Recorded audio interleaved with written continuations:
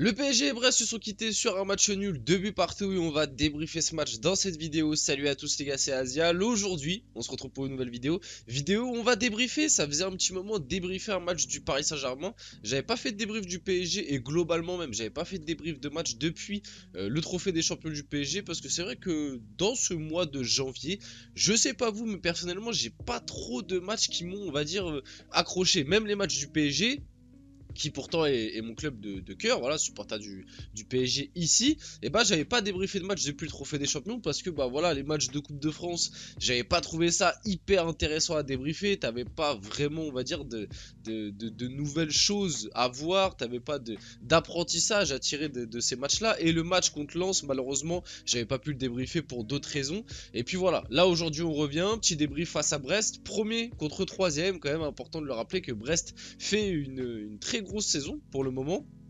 Et au match aller, ça n'avait pas été évident. Et bah, sur ce match retour aussi, 2 buts partout.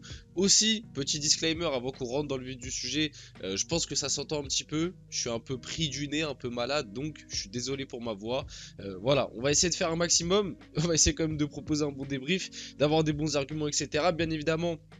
Avant qu'on rentre dans le vif du sujet, comme d'habitude, n'hésitez pas à liker, commenter, partager et vous abonner, ça fait plaisir et ça aide énormément pour le développement de la chaîne, voilà, pour le référencement et tout, donc n'hésitez pas, et puis on va pouvoir y aller dès maintenant. Donc bon, avant que je vous montre le premier but, je trouvais ça quand même important de parler un petit peu de la compo, parce que oui, Luis Enrique nous a fait quelque chose d'assez, on va dire, en tout cas, moi je l'avais pas vu venir. Bon, déjà, Donnarumma au goal, bon ça c'est du classico-classique. On a Zaïre Emery en latéral droit, je pense que malheureusement pour Zaïre Emery, tant que Hakimi ne sera pas de retour, c'est lui qui va occuper ce poste-là. Alors que bon, on a Nordi Mukiele dans l'effectif, c'est quand même important de le rappeler. On sait que Luis Enrique ne compte pas trop sur lui et tout. Un temps annoncé du côté du Bayern, on en avait pas mal parlé sur la chaîne. Au final, ça ne se fera pas parce que le Bayern a signé Sacha Boey. Du coup, Mukiele va bien rester au PSG, mais très peu utilisé. Et donc du coup, malheureusement, c'est Zaïre Emery qui est un petit peu utilisé dans ce rôle-là. Et moi, je trouve que ça le bride un peu.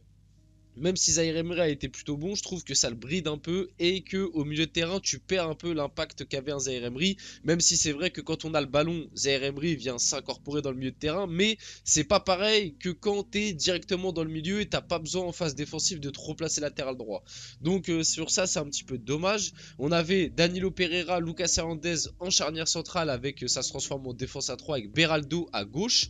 Donc il y aura des choses à redire. Lucas Hernandez qui a intégré la défense centrale et Beraldo était bien à gauche. Au milieu de terrain, on avait un milieu exclusif, je crois. C'était la première fois qu'on le voyait avec Fabian Ruiz qui était, on va dire, en 6 et Vitinha Asensio qui était un cran plus haut.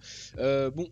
J'ai bien aimé Asensio, mais globalement, ce milieu de terrain, je trouve qu'il a pas très bien fonctionné dans ce match face à Brest. Et devant, on avait Mbappé en pointe qui a pas fait un bon match, on en reparlera peut-être. On avait Barcola qui je pense a été peut-être le meilleur parisien avec Asensio sur la première mi-temps. Et on avait Kolo Muani à droite qui certes il a marqué mais encore une fois était très limité. On va passer du coup au premier but. Premier but du PSG qui intervient à la 38e minute de jeu avec Bradley Barcola qui voilà, là j'ai revu un peu du Neymar face à la Juventus, la passe pour Mbappé, c'était un petit peu dans le même style, peut-être pas la même élégance mais quoique, Barcola il est quand même très élégant. Et globalement, Barcola, si je dois dire un mot sur son match, bah absolument fantastique. Il est vraiment sur une montée en puissance, c'est impressionnant. Moi, j'attendais pas du tout Barcola à ce niveau-là. Je savais qu'il avait de la qualité, j'arrêtais pas de le dire. Mais de là à montrer le niveau qu'il est en train de montrer actuellement, honnêtement, sur on va dire depuis globalement le mois de décembre, avec Mbappé, je pense que c'est le meilleur parisien de cette équipe. Tu peux peut-être compter aussi Zaïre Emery si tu veux, mais t'as compris un peu l'idée. En tout cas, c'est celui qui est le plus en lumière, c'est celui qui te sort le plus de matchs références. J'avais pas débriefé le match face à Lens, mais face à Lens, il te sort une performance de champion aussi, où d'ailleurs il est buteur.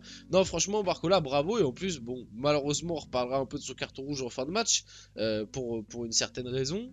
L'arbitrage qui n'a pas été forcément top dans ce match et surtout son premier jaune qui est injustifié.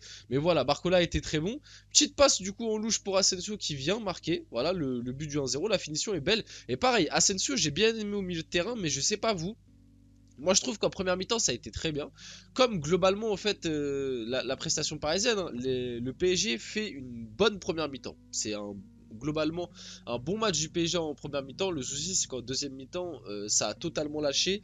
Les rentrées n'ont pas été bonnes du côté du PSG pardon. Il y a eu des changements qui n'ont pas apporté grand chose, voire même ont peut-être un petit peu fait pencher la balance négativement du côté du PSG. Mais voilà, donc Asensio, je l'ai trouvé très intéressant en première mi-temps. Par contre, en deuxième mi-temps, je trouve qu'il a complètement disparu. Mais on va le revoir, Asensio, puisqu'on enchaîne un peu. On peut aussi ouvrir un débat un petit peu avant sur Bradley Barcola en équipe de France. Vous en dites quoi, les gars? Est-ce que vous pensez que Bradley Barcola peut voilà, continuer sur ce niveau-là et aller à l'Euro en 2024 là, avec l'équipe de France?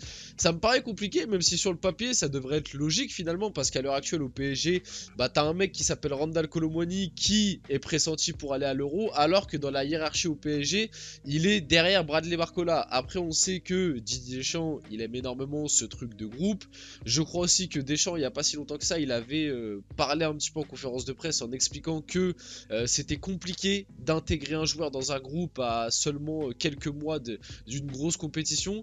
Donc moi, la logique voudrait que, honnêtement, avec le niveau de performance qu'a Barcola en ce moment, il soit potentiellement dans la liste des 26, je crois c'est maintenant, dans la liste des 26 pour l'Euro. Le problème, c'est que le sélectionneur c'est Didier Deschamps, et tu sais que pour intégrer l'équipe de France, on l'a vu avec des tonnes et des tonnes de joueurs. Un Théo Hernandez a dû attendre un nombre de temps stratosphérique pour intégrer l'équipe de France, alors qu'avec l'AC Milan il cassait tout.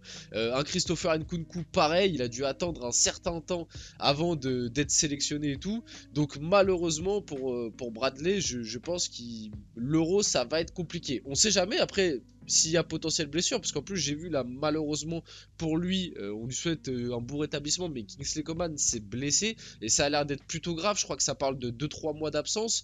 On sait jamais, peut-être que si Kingsley Coman ne revient pas, ou alors revient mais avec un niveau on va dire plutôt bas, peut-être que Barcola du coup peut avoir sa chance, ou peut-être d'autres blessures d'ici là. Ce que je ne souhaite pas bien évidemment pour les autres attaquants français.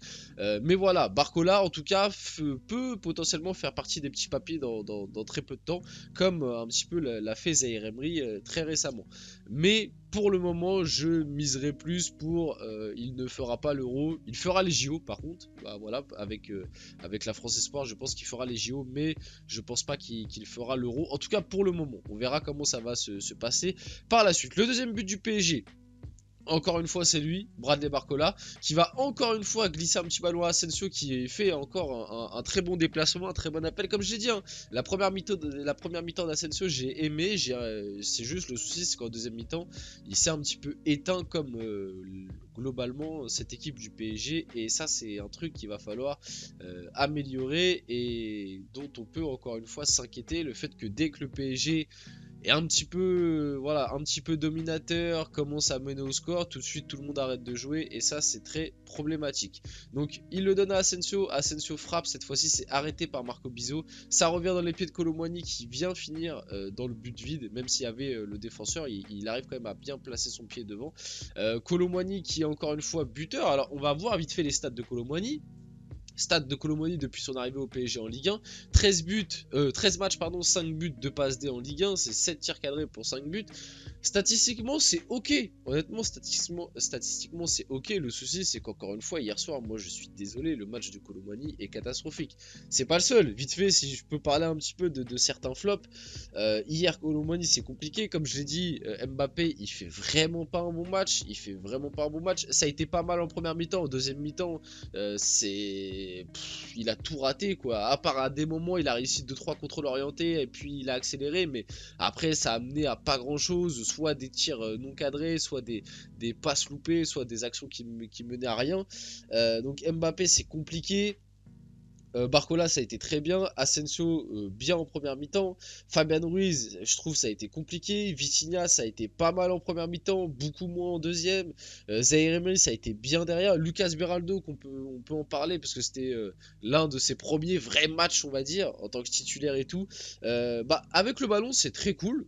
Le souci, c'est que sans ballon, dans ce poste de latéral gauche là, ça se voit que dès que t'as un mec un peu remuant sur le côté, ça va être compliqué pour lui. Parce que 2-3 fois, il a pris des petits coups de rein par Kenny Lala et par, comment s'appelle l'ailier de Brest déjà, par Del Castillo, voilà.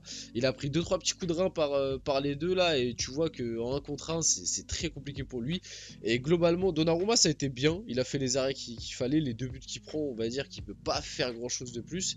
Et la charnière centrale, ça a été un peu compliqué, je trouve personnellement.